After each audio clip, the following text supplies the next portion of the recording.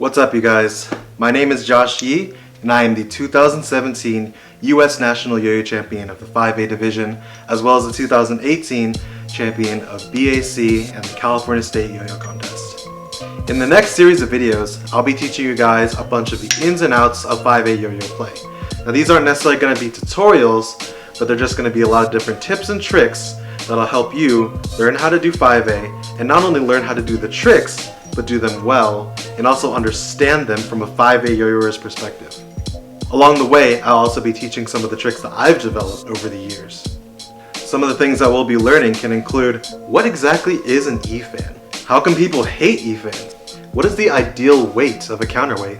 What is the ideal string length to do 5A? What are some of the common misconceptions that a lot of beginners hear about learning 5A? And many other things I've learned along the way. I'm excited to have you guys join me, and I hope to see a lot of new 5A players rising up in the scene.